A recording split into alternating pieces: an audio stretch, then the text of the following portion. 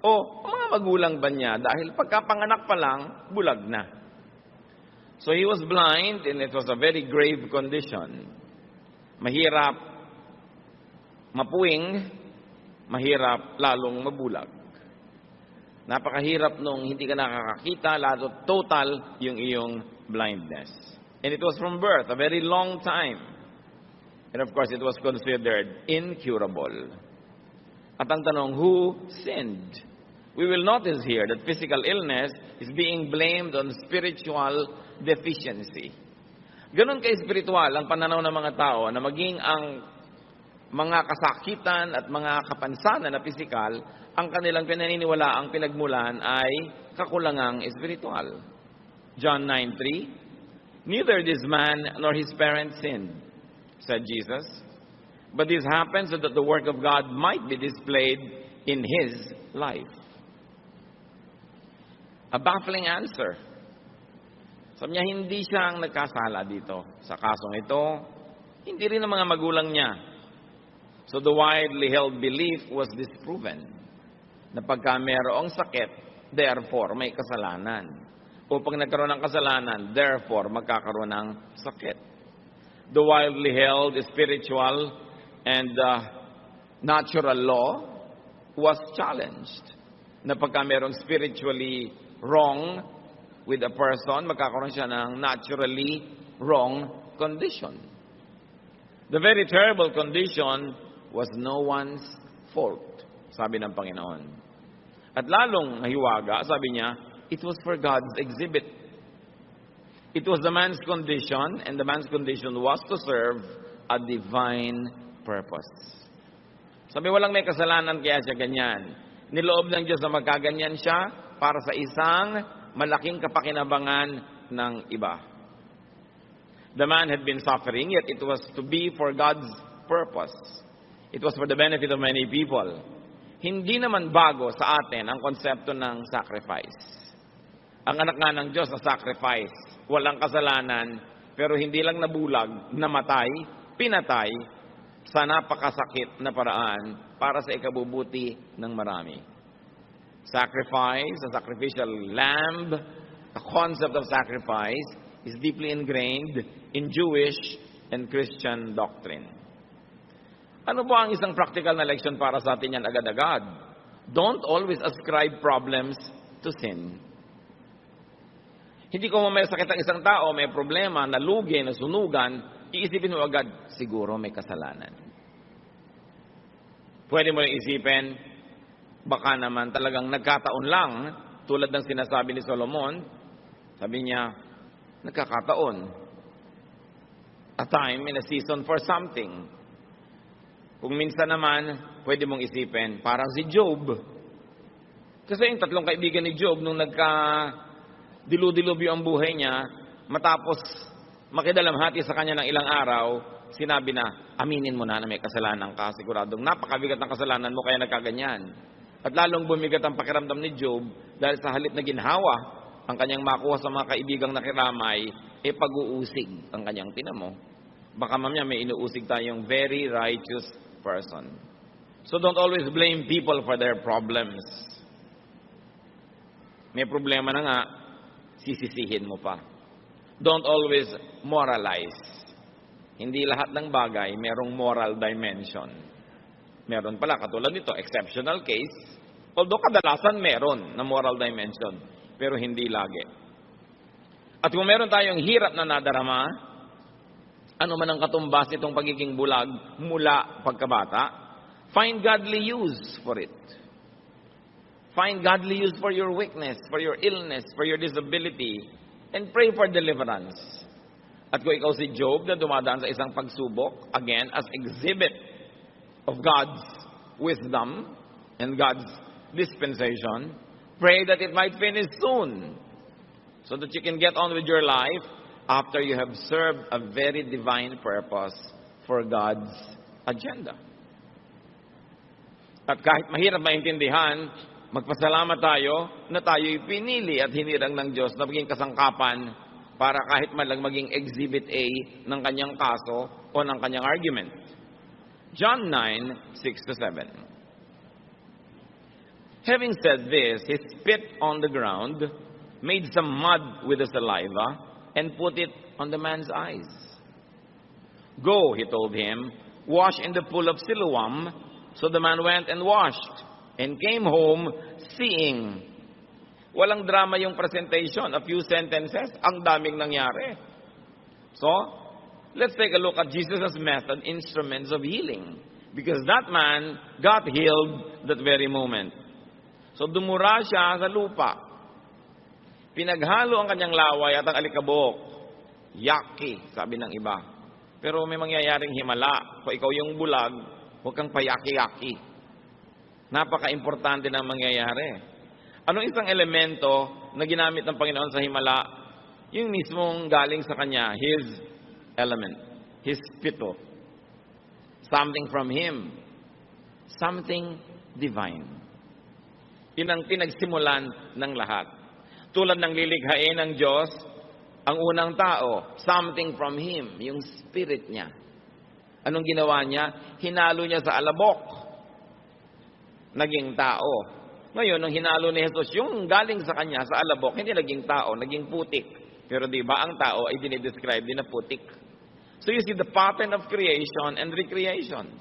When God, the Father, created the first human, yun ang ginawa niya. Now, Jesus was going to recreate the life of this man.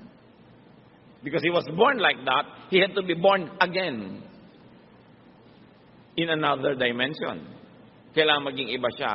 Once more ang elemento, galing muna sa kanya, and then he spit on the ground an element from the earth. Pattern yan sa Biblia. Pinaghahalo yung galing sa taas at galing dito sa baba. Something common, something profane, being dignified by something divine. So he made mud from his saliva and dust. Ano ang pamamaraan ng Panginoon na ito sa pagpapagaling? Mixture of things. Pinaghalo. From above and from below. Very interesting. From the sacred and what you might call the profane or the base. From napakalinis to napakarumi. From dakila at banal to ordinaryong alikabok. From the spirit to the physical to the flesh. There was a wedding. There was a union of heaven and earth. Doon sa isang kimpal ng alikabok na yon na naging putik, handon yung buong universe. The element of creator and creation. All in just a tiny bit of mud. Tulad sa creation, now there's going to be recreation.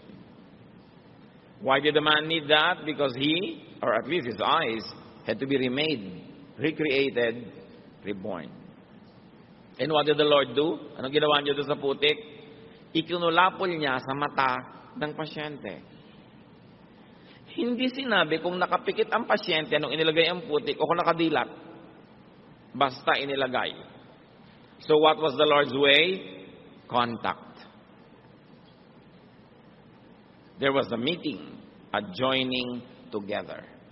Napakahalaga ng contact ng human at ng divine. Ng flesh at ng spirit, ng earth at ng heaven. Kaya nung ipininta ni Michelangelo ang creation, ang artistic interpretation niya, ang Diyos Ama at ang tao, nag-touch ang mga daliri. Something from heaven to something from earth, pinag-join, dun lang nagkaroon ng tao. Kaya yung tao, may divine at mayroong profane. May spirit at may katawan, may banal at may putik na magkahalo. And the Bible says that God remembers that we are dust.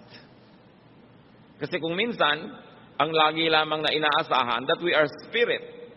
Ang taas-taas ng ekspektasyon, and then God remembers that we are dust. Ay, oo nga pala. There is union. At ano bang ginawa ng Panginoon para magkaroon ng kagalingan? He spoke. There was God's word in the brew. May putik, may laway, may salita. Kumbaga yung salita, very spiritual kasi walang katawan, hindi mo nakikita tulad ng espiritu. nagsalita siya. Sabi niya, pumunta ka, maglublob ka, lumusong ka doon sa paliguan sa Siloam. Psalm 107 verse 20, He sent forth His word and healed them. Ang salita ng Diyos nakakapagpagaling. Salita pa lang, naririnig mo pa lang, gumagaling ka na. Kung nakabukas, hindi lang ang iyong tenga, kundi ang iyong isip na pinupuntahan ng tenga mo. Pagpasok mo siyempre sa tenga, shoot agad sa brain. Kailangan nakabukas din yung mind, hindi lang yung ears. So God instructs and commands, go wash in the pool of Siloam. Now, this pool is very interesting. Dito rin pinagaling yung lumpo na pinalusong ng Panginoon. Sabi, bakit hindi ka gumagaling? Hindi po ako makalusong pag nakakaukaw yung tubig.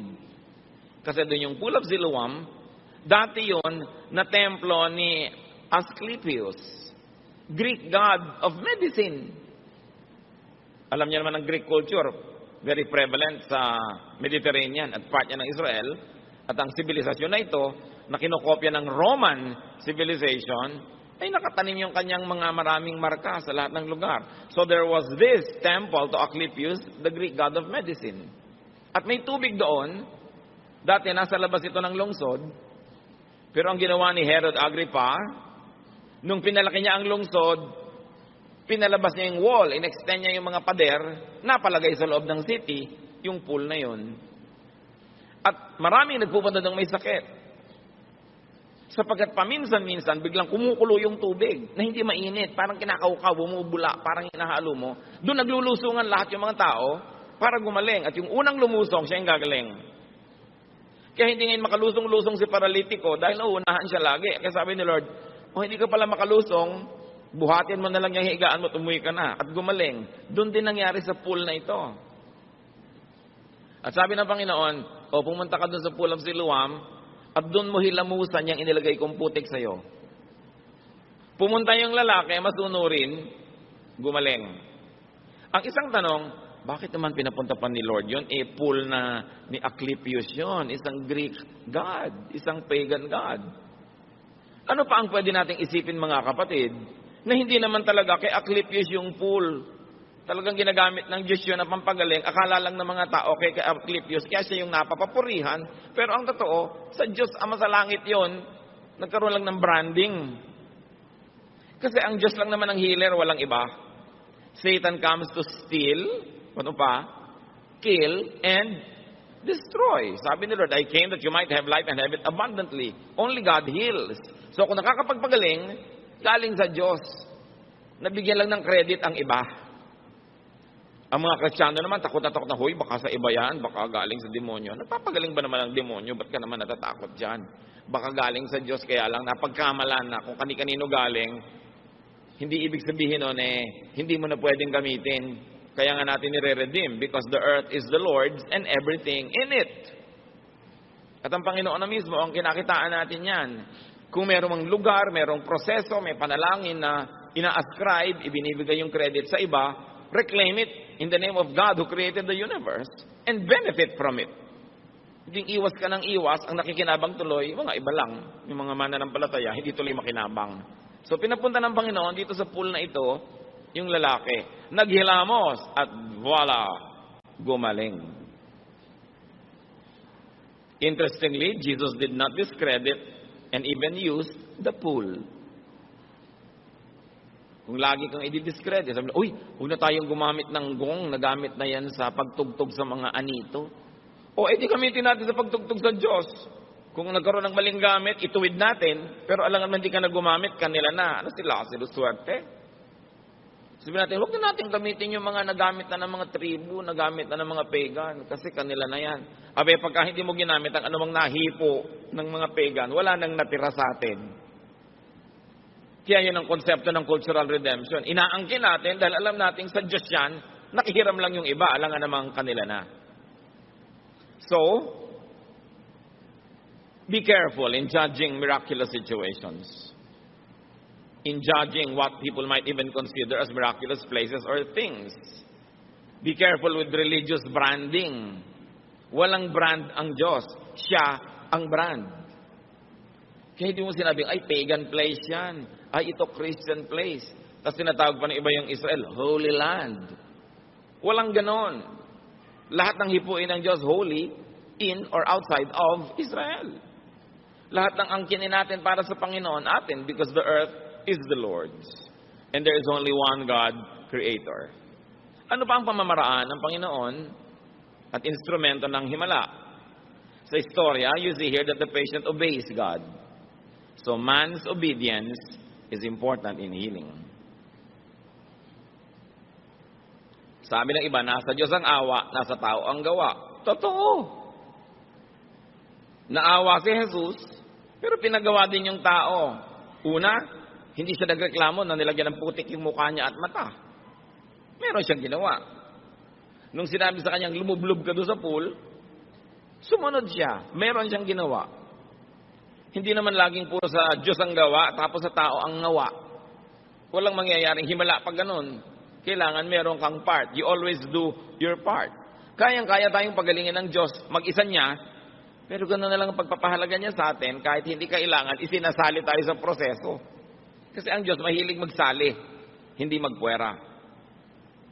So the man goes home well, singing, what a difference a day makes. Biruin mo nga naman, sa araw na yun, wala siyang kamalay-malay. Maiiba ang buo niyang buhay. At pangalawa niyang kanta, If You Could See Me Now. Kasi nakakakita na rin siya. Ang sarap nga namang kantahin yun. Ngayon, anong ina-expect natin? Matutuwa ang barangay? No. Nagkagulo.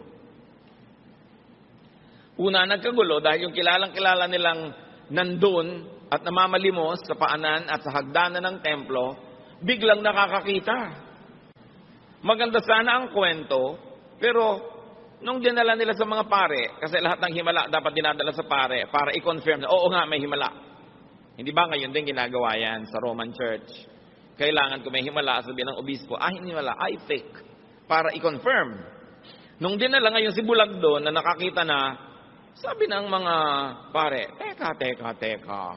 Di ba Sabat ngayon? Bakit ka pinagaling ng Sabat? Naku, yung nagpagaling sa'yo, masama. Kasalanan yun, demonyo yun. Sabi, bakit naman magiging demonyo yun? Gumaling nga ako, nakakapagpagaling ba ang demonyo? Demonyo yun, hindi sinunod ng Sabat. Ang nakita ng mga pare, yung problema, hindi yung solusyon. They problematize the healing. Sabi, siguro fake to, hindi ito yung sinasabi ninyo na blind from birth. Meron ba namang nakakakita na blind from birth? Ipinatawag yung mga magulang para patotohanan na siya nga yung taong blind from birth. So, nagkagulo-gulo. Sinabi ng mga magulang, yan nga. Pero hindi namin alam kung sino nagpagaling sa kanya. Kasi ayaw ng mga magulang na masisi, dahil nga nagkaroon na ng utos. Sino mang maniwala na si Jesus ang Messiah, itatakwil ng templo, itatakwil ng synagogue, kicks out ka of the church. Kaya mga magulang ayaw mag-commit. Sabi niya, tanongin niyo, may edad na yan eh. Ngayon, tanong sila ng tanong, paulit-ulit, sabi nung nakakitang bulag, ba't pa paulit-ulit kayo ng tanong? Siguro gusto niyo rin maging disciple niya, no? Anong gusto niyong maging disciple? Nagalit lalo yung mga tao, at ang ginawa, sinipa siya palabas sa fellowship. He was kicked out of the synagogue. Itinakwil yung gumaling. Saan kayo nakakita ng ganyang uri ng pag-iisip? Only religious people can be so twisted in their brains. Diba?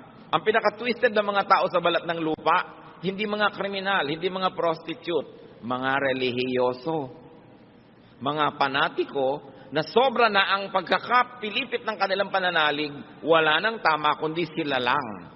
Wala nang mabuti kundi sila lang at lahat demonyo na. Hindi na nakakakita ng mabuti, ang laging iniisip, technicality, yung mga batas ng relihiyon at mga tradisyon. Kaya napakahirap kasama sa buhay ang mga relihiyosong tao. Napakakikitid ng mga utak, ang liit ng mundo at lahat demonyo sa tingin. Huwag niyo kong kontrahin dahil yan ang nasa istorya. Kaya ang Panginoon, inilalabas niya yung mga tao mula sa pagkakabihag ng relihiyon. Kasi nabihag na. Hindi na yung Diyos ang itinuturo, yung tradisyon na, yung mga reglamentos na, mga nakaugalian na. Dumami na ng dumami yung bawal. John 9:35-41. Jesus heard that they had thrown him out, and when he found him, he said, "Do you believe in the Son of Man?" "Who is he, sir?" the man asked. "Tell me so that I may believe in him," the man asked. Jesus said, "You have now seen him. In fact, he is the one speaking with you." Then the man said, "Lord, I believe," and he worshipped him. This is one positive case of to see is to believe. Nakakita talaga siya, nanalig tuloy. Madalas to believe is to see. Pero siya, to see is to believe. Pero ang totoo, meron ng naunang belief. Kasi kung wala naman siyang paniniwala, hindi siya magpapalagay ng putik at hindi siya lulusong doon sa tubig. So may konting pananalig, at yung konti na yon, naging capital niya, sinunod niya, kumilo siya ayon sa konting pananalig, at dahil doon, napaghimalaan, nagkaroon ngayon ng malaking pananalig. So it still begins with faith. Jesus said, "For judgment I have come into this world, so that the blind will see, and those who see will become blind." Ngayon natin nakita kung bakit sinabi ng Panginoon na yan ay bulag para sa ikaluluwalhati ng Diyos. Kasi may important statement na gustong gawin ng Panginoon, kailangan ng audiovisual aid. Kailangan ng exhibit. Sabi niya, "Dumating ako, may dalang paghuhukom. Ang mga bulag makakakita, at ang mga nakakakita magiging bulag." Sinong tinutukoy niya? Lahat ng mga spiritually blind, pero willing to acknowledge their blindness, they will see. Pero yung mga akala nila spiritually magagaling sila, marurunong, maaalam, nakakakita, pero hindi nila kikilalanin si Jesus, sila ang magiging malinaw na bulag. Sabi niya, ang pagdating ko dito ay magbibigay ng mga reversals. Magkakapalit-palit ang mga sitwasyon. Ang bulag, tulad mo, makakakita. Not only physically, but also spiritually. Kasi nakita nyo, hindi lang nakakita yung tao physically, nakita niya yung katotohanan kung sino si Jesus. Naniwala siya. At sabi niya, yung mga dilat, mga mulat, iyon ang mabubulag. Kasi ang yabang-yabang nila, akala nila, alam na nila, hindi na sila willing magpaturo, ayaw na nilang magbago ng isip. Maraming ganyan, mga spiritually blind. Kasi akala nila, they see. Binubuksan mo pala yung Bible, huwag mo nang buksan yan, Ayoko, hindi na ako magpapalit ng paniniwala. Ayoko na. Nakasara. Kasi akala nila, alam na nila. Yun ang tinutukoy ni Jesus. Yun ang makikita niyong bulag talaga. So the exhibit was clear, the message was crystal clear. And now we see God's purpose in the blindness of this man. Some Pharisees who were with him heard him say this and asked, "What? Are we blind too?" Jesus said, "If you were blind, you would not be guilty of sin. But now that you claim to see, your guilt remains." Makabuluhang mga pangungusap. Sabi ng mga nakikinig, bakit? Kami ba tinutukoy mo? Kami ba ang pinaparinggan mo? Parang may gusto ka yatang tumbukin. Ibig mong sabihin, bulag kami? At yung bulag na yan ang nakakakita? Hindi kami bulag, Nakakakita kami. Ang linaw. Marunong kami, aral kami, bihasa kami. Sabi ng Panginoon, dahil sinasabi nyo ngayon na bihasa kayo at marunong kayo, then you will be held accountable. You will be held liable to judgment. Kung sana sinabi nyong mangmang kayo, nagkamali kayo dahil sa kamangmangan, you will not be declared guilty. Pero sinasabi nyong marurunong kayo, pangatawanan nyo yan. Malaki ang ibabayad nyo kasi nagkakaroon kayo ng willful disobedience. Kahit sa court of law, syempre, iba naman yung homicide, iba yung murder. Iba yung iniisip mo 3 weeks ago, napapatayin mo yung tao, at iba yung nagulat ka, bigla mo siyang tinusok ng thumbtacks na matay. Diba? So, iba yung murder, iba yung homicide. Iba ang pataw na parusa. Ngayon, iba yung spiritually, mangmang ka kasi, kaya kung ano na pinagagagawa mo, at inaamin mo namang mangmang ka, kesa yung ang runong-runong mo, ayaw mo nang makinig, you will be held accountable for everything. This is a case where ignorance is really an excuse. No? And this is where a case where knowledge means condemnation. So what else is the method and element? Instead, he said, go home to your family and tell them how much the Lord has done for you and how good He has been to you. The man had no interest to go home. He had no interest at all to rejoin and get reunited with his family. Kaya natin nakikita that he could only have been maltreated, hurt, disowned, abandoned, isolated, chained, and thrown out to the cemetery by his very own family who should have helped him in his gravest time of need. At hindi mo naman masisi itong tao na hindi na siya magkaroon pa ng pagnanais na bumalik sa kanyang pamilya na nagtakwil na nga sa kanya. Gusto na niyang sumama kay Jesus na lamang. Si Jesus ang kanyang pamilya. Nakakita siya ng kahulugan ng pamilya sa pag-ibig ni Jesus. Pag-ibig na walang patakaran. Pag-ibig na yumayakap sa nakakadiri. Pumupunta sa nililimot ng lipunan. Inaalala at binibigyan ng kalinga yung mga itinapon na for convenience. Gusto niyang sumama. Ang nakakapagtaka dito, mga kapatid, hindi siya pinayagan ni Jesus sumama. Sabi niya, no, hindi ka sasama sa akin. Uuwi ka sa inyo at sasabihin mo sa pamilya mo, sasabihin mo sa mga kapitbahay nyo kung gaano kita minahal, kung gaano ka minahal ng Diyos, kung gaano kabuti sa iyo ang Diyos. Jesus didn't allow him to go and follow him. Jesus instead told him to go back home to his family. So his family could know and would know, in fact his family should know how that man was loved by Jesus. And Stop sinning, or something worse may happen to you. Yun, na paralitiko dahil sa kasalanan. Kaya sabi ng Panginoon, kita mo na, galing ka na.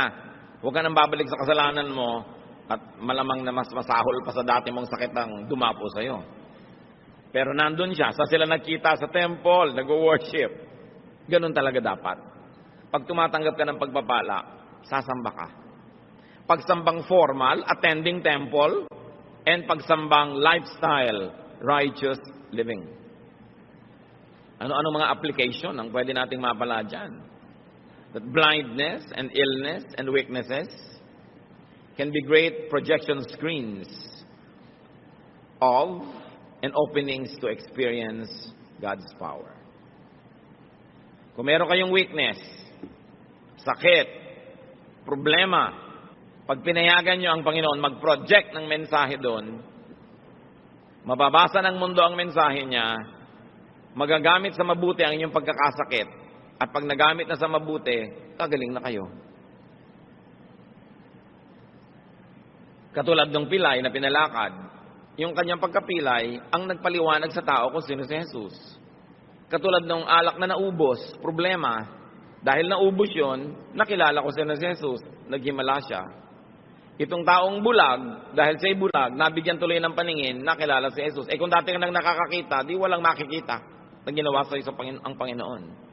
Kaya kadalasan, mas maganda yung mga patotoo ng mga taong galing talaga sa pinakamadilim at pinakamaruruming pusali. Kasi nakita kung paano sila nalinis. It is about turning a disadvantage into an advantage. Kaya sabi ni Paul, alam nyo, ang dami kong kapintasan, ang dami kong problema, ang dami kong paghihirap, pero lahat ng yan, ginagamit kong screen para makita ang luwalhati ng Diyos. Na kahit wala akong pera, kumakain ako, kahit ako pinapatay nila, buhay pa ako. Ayan, sinong nakikita? Ang kilos ng Diyos.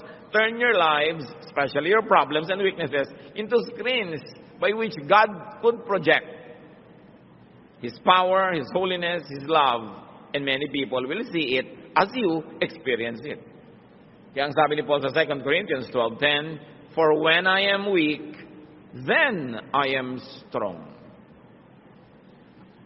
Kasi kung kulang ako, di pupunuin ako ng Lord, yung kakulangan ko, yun ang kapunuan ko. Kung saan ako mahina, papalakasin niya ako, di yung hina ako, magiging lakas. Pero yung lakas ko na ipinagyayabang ko na, hindi na pupunuin ng Diyos kasi pinagyayabang ko na, iniisip ko puno na, ba't pa niya dadagdagan? Yun ngayon na magiging kakulangan ko.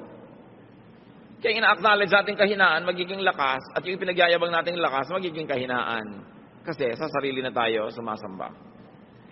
Pag pinansin natin yung tao, wala tayong nakitang pait sa kanyang ugali o attitude. Wala. Although blind from birth. Yung iba, may kapansanan, may kakulangan, may bitterness. Ba't kaya ako ipinanganak na kulot? Hindi tuloy ako makuhang model ng shampoo. Di ba? Pwede ka naman maging model ng panghuli ng insekto. Kasi pag may pumasok ka sa lagubang sa ulo mo, di na makakalabas. Wala pa lang ng ganung produkto, kaya hindi ka pa lang nagiging model. No? Maghintay ka lang. Meron mga taong, ba't kaya ako pinanganak na mahirap? Ba't ako pinanganak na ganito? Ba't ako maraming peklat? Bakit ako ganito? Ba't ako ganun? Tapos bitterness ang laman ng puso. Envy. Inggit doon sa kanyang hinahangaan. At pagka naiinggit ka, ang kasunod, mamimintas ka. 99.99 ng pamimintas ay galing sa inggit. Ang mga pintasera, inggitera. Kasi kung hindi ka naiinggit, ba't ka namimintas? Ang totoo, dapat ka maawa. Ba't mo pinipintasan? To make yourself feel good. Because you think na meron siyang wala ka. Kaya ka namimintas. Kaya titingnan natin yan. Every criticism is a cry for help. When you gossip, when you criticize, what you're really saying is, I am so insufficient inside of me. Kulang na kulang ako, salat na salat, dukhang-dukha. Kaya ito ngayon, pinuputol ko lahat ang ulo ng matatangkad para ako maging matangkad. Pinupuro na ako ang dumi nila para magmukha akong mas malinis. Kaya yung criticism, bitterness, dapat alisin sa buhay. Kasi hindi ka tatahanan ng Espiritu ng Diyos at hindi ka gagaling kung puro bitterness ang laman ng puso mo. Tuwang-tuwa si Satanas pag bitter ka. Kasi yan ang gusto niyang tirhan. So do not harbor bitterness about your or your loved ones' situations. Dapat bitter na yung tao. Wala kapanganakan, bulag. Pero wala tayong nakitang ganon. The man blind from birth did not show this attitude. Ephesians 4:31, get rid of all bitterness. Maganda na gusto niyo magtanggal ng peklat, gusto niyo mag-ayos ng buhok, gusto niyo tanggalin ng mga kung ano-anong may kikekwek sa inyong paa. Pero unahin natin, tanggalin muna natin ang bitterness sa ating puso. Mabigat dalhin at lahat ng blessing na dumadating sa inyo tumatalbog kasi para kayong merong shield rejecting God's blessings, and that could be bitterness. Dapat yan bunutin because bitterness contradicts God's blessings. Now, as we have seen, healing can come about when divine elements like Jesus' saliva, divine power like God's word and God's spirit mixed with earthly instruments like the dust, or call it medicine or call it technique. Pag yung galing sa Diyos,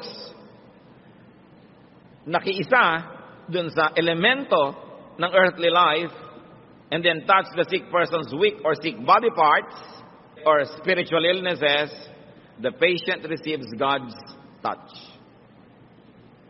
The patient hears and obeys God's prescriptions and commands. Nagkakaroon ng healing pag yung power ng Diyos ay nakakapartner ng ating kahinaan. Pagka yung kanyang pag-ibig nakakapartner ng ating pangangailangan. Pagka yung kanyang kapangyarihan ay pumapasok sa earthly dimensions. The saliva of Jesus mixing with dust. The Spirit of God mixing with dust. The Word of God getting into our brains, which is matter, and spirit. Kasi ang layo ng nararating yan, beyond the skull, nagkakaroon ng himala. Think about that. Paano isisilang sa inyong physical world yung spiritual power of God? Tulad ng paano isinilang si Jesus sa physical world, samantalang siya ay galing sa kabila at siya ay espiritu ng anak ng Diyos. Kailangang isilang sa inyong buhay yung hindi nakikita, hindi nahihipo na kapangyarihan ng Diyos. We've got to allow the invisible power of God to be incarnate in our lives. Paano nyo gagawin yon? Isipin nyo at ipanalangin. Personal yan na pagsisikap. Ngayon may tanong. Bakit daw ang daming naboborn again, nagba-Bible study, lumalapit sa Diyos, kasi lang may problema? Sabi pa nga ng iba, yung religion naman, saklay lang yan, crutch lang yan, ng mga may kapansanan, ng mga may pangangailangan, ng mga mahihina, ng mga walang pag-asa. Salamat! May napupuntahan yung mahihina, yung mga walang pag-asa, at yung may pangangailangan. Kasi kadalasan mga kapatid, di ba pinag-usapan natin yung contact point? Yung lugar at panahon na ang Diyos at ang tao ay nagkakadikit, kadalasan, nabibigyan lang natin ng puwang na dumikit sa atin dun sa lugar at oras ng ating pangangailangan. Bigla kang nawala ng brake habang nagdadrive ka sa Cannon Road, bigla kang nagdasal. Nagka-contact point. Pero kung wala kang problema, siguro, kanta ka lang ng kanta, tugtog ka ng tugtog, pero wala kang dasal. Biglang nagkasakit ang nanay mo ng malubhang sakit. Eto ka ngayon, pray ng pray. Text pa ng text sa iba, ipag-pray yung nanay ko. Nagkaroon ng opening. Kasi maraming tao, mga kapatid, kung hindi pa malugi sa negosyo, masunugan, manganib ang buhay, magkasakit, maghirap, iwan ng nobyo, hindi maaalala ang Diyos. Hindi magbubukas sa Diyos, wala tuloy contact point. Eh ngayon, kung ang lusog-lusog nyo, ang yaman-yaman nyo, ang sarap-sarap ng buhay, tapos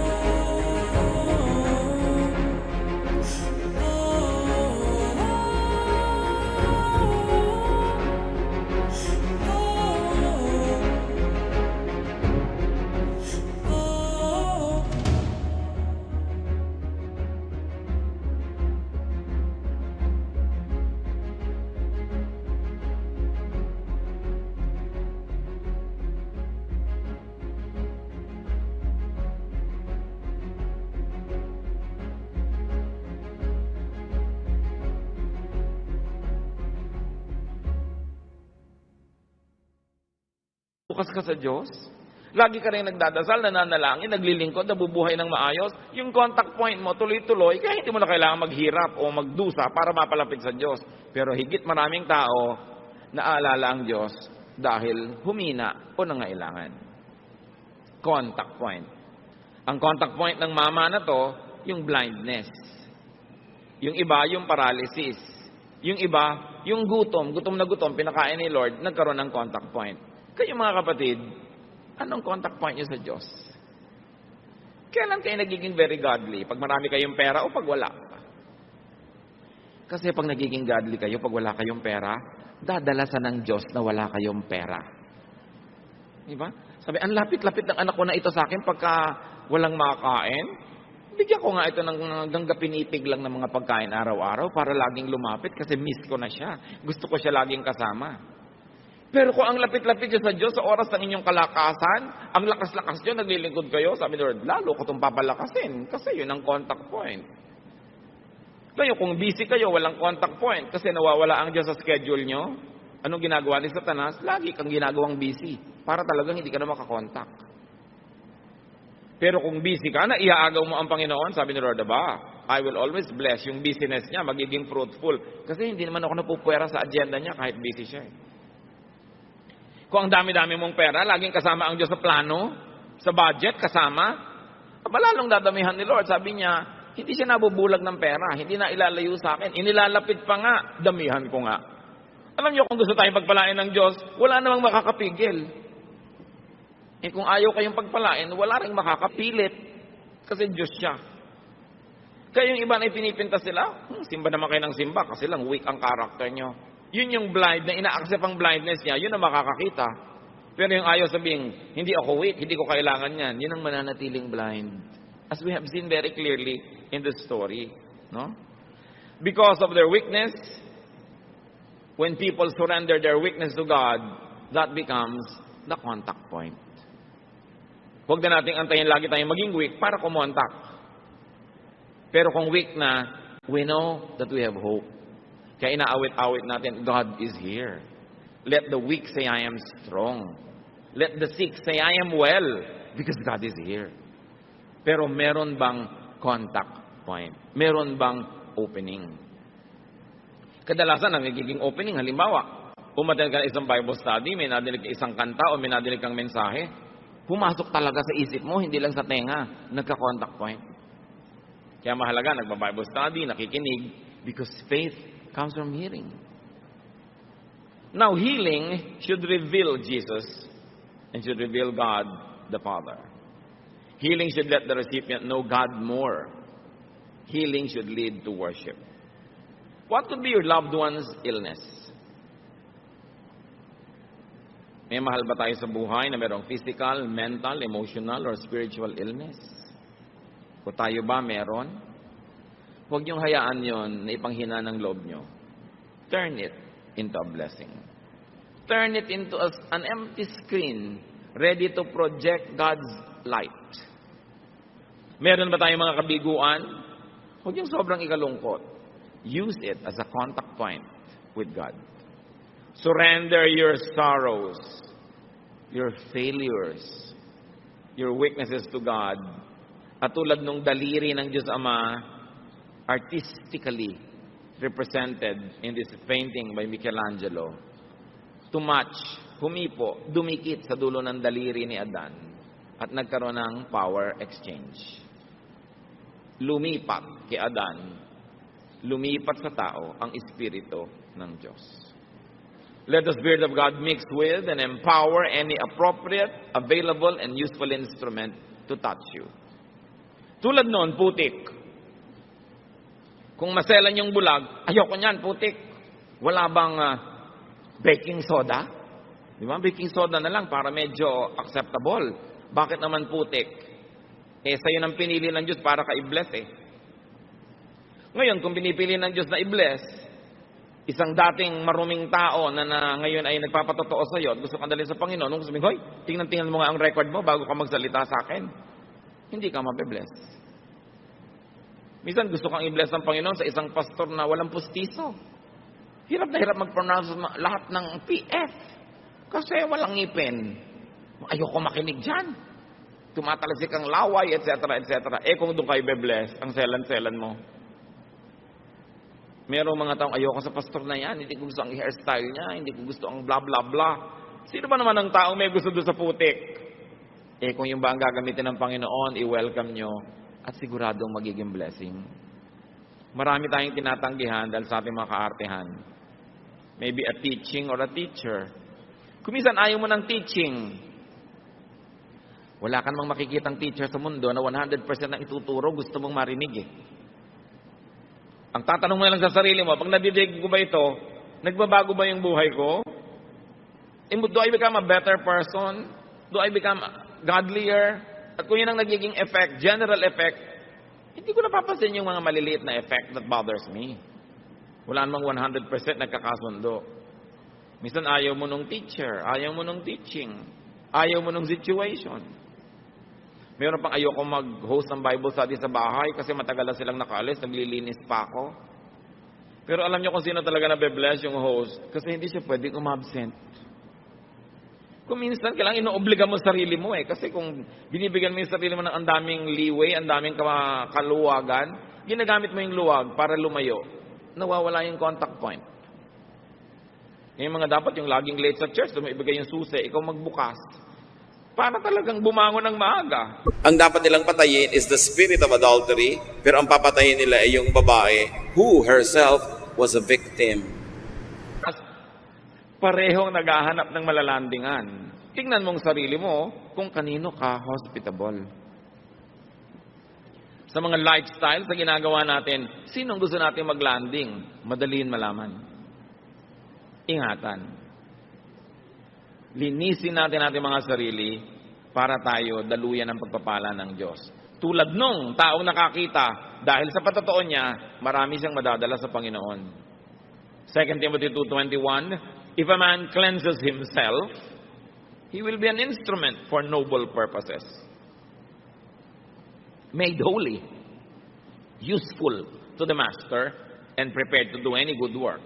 Now, kahit tayo marumi, nagagamit tayo ng Diyos kung gusto niya tayong gamitin. Kaya yung mga ibang worker, nalilibang, sabi meron naman akong kasalanan, pero effective pa rin akong singer Kahit may kasalanan ako, effective pa rin akong dancer. Effective pa rin akong teacher o preacher. Akala nila ngayon, pwede nang pagsamahin yung dalawa. Up to a point, pinapayagan ng Diyos, kung gusto niyang payagan, at kung gusto kanyang gamitin. Pero itong tanong, mga kapatid, kung sa ating mga karumihan, nagagamit tayo ng Panginoon, ano pa kayang paggamit ang gagawin niya sa ating kalinisan? Kung pinagtsatsagaan ka ng Diyos na gamitin sa ating mga kapintasan, ano pa kaya kung isa-isa nating inaalis yan at nagiging katangian, hindi lalo ang magiging paggamit sa atin ng Diyos. So huwag kayong makontentong ginagamit na lang kayo kung pwede namang mas magamit pa at mas makapagbigay pa tayo ng luwalhati. Napakahalaga. Hear God's Word. And complete the process of healing by having contact with God's instruments, by hearing God's word, and obeying God's prescription. Hindi sapat na nilagyan ng putik yung mata niya. Nagsalita si Lord, nakinig siya, may inutos si Lord, lumubog ka sa pool, ginawa niya. Naririnig niyo ang salita ng Diyos. May contact point tayo sa salita ng Diyos. Anong inuutos sa inyo individually at sa akin? Pag ginawa pa lang natin yon, doon nakukumpleto yung cycle. Makinig sa salita ng Diyos. Yung salita man ay pangako, utos, itinutuwid tayo, palo, o comfort, lahat yon dapat pakinggan. Psalm 119 verse 28, my soul is weary with sorrow, strengthen me according to your word. Ang linaw. At sabi sa Psalm 119:67, before I was afflicted, I went astray, but now I obey your word. Isa pang mahalaga na ginawa ng bulag na ito, na malimos siya sa pintuan ng templo. Nakita tuloy ni Jesus.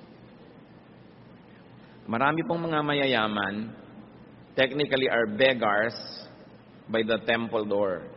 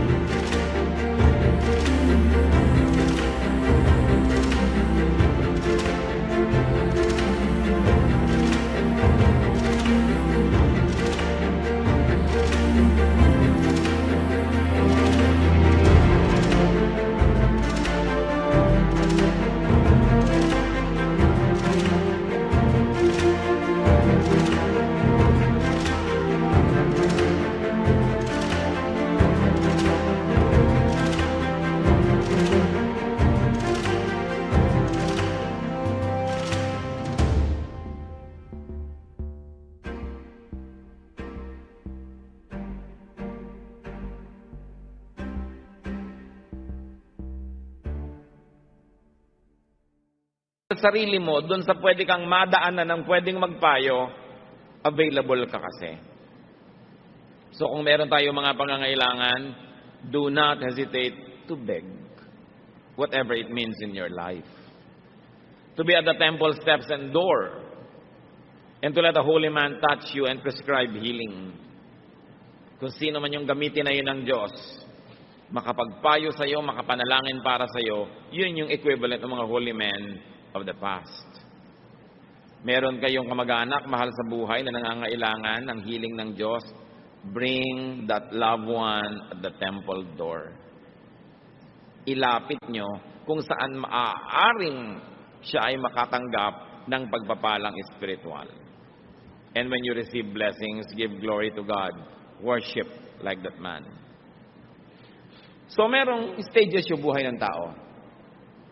Bulag, nangangailangan ng pagpapagaling, nagkaroon ng encounter. Get them dressed from their nakedness. Get them calm from their agitation and vexation. Get them back in their right minds. Let's go close to home, mga kapatid. Sino sa inyong pamilya, sino sa inyong social circle, ang gusto nyo nang itapon, gusto nyo nang itakwil, mas madaling kalimutan na lang, hayaan na lang siya magkagiba-giba hanggang mamatay na siya para dumali ang buhay natin? Meron ba tayong ganon? Do a Jesus. Go to the person. Yan yung uncomfortable truths eh. May member ba kayo ng family na kakaiba, hindi normal? Nakakahiya, ikinakahiya, itapon na lang. Jesus won't do that. Meron naman tayong mga member ng family natin na lagi na tayo nabibigo. Hindi natin maipagmalaki. God's word is here because it is for our healing. And unless you assume the position of the patient, God cannot be your healer. Maliban na lang gusto nyo kayo yung healer sa kwento. Masyadong matayog na ambisyon. Tayo yung pasyente. Ano ang relevance ng kwentong ito sa ating lahat? Naman namin sa langit. Salamat sapagkat sa mga ganito mga kasaysayan, na bagamat totoo, literal na nangyari, may pakinabang kami dahil meron din itong symbolic value. Ipakita nyo sa amin kung anong kalagayan namin in relation to that blind man. Kumisan, kami naman yung mga kontrabidang Pharisees. Kumisan, kami yung mga magulang na ayaw managot. Kumisan, kami yung putik. Na bagamat putik kami at marumi, hinahaluan nyo, Lord, ng inyong blessing, ng inyong anointing, ng inyong matatawag na saliva. At papanggap sila, pigil na pigil, lalo ng conservative families, lalo ng may mga overly dominant members of the family. Yung kanilang psyche, yung kanilang kalooban, tries to survive by pretending to be sick. Kasi pag sick ka nga naman, halimbawa, possessed ka, o halimbawa, baliw ka, nasasabi mo yung gusto sabihin sa nanay mo. Pwede mo sabihin sa nanay mo, ayaw ka saya. Mapagpapasensya ka kasi baliw ka, pero kung matino ka, sasabihin mo yon. Anong parusan tatanggapin mo? Kaya the self, trying to survive, will express itself another way, in ways that are not normal, in ways that are not usual, just so that it would survive and keep its identity. Kaya nagkakaroon ng split personality ang mga tao. Pag mayroong mga split personality, yung sala sa init, sala sa lamig, mga extreme mood swings,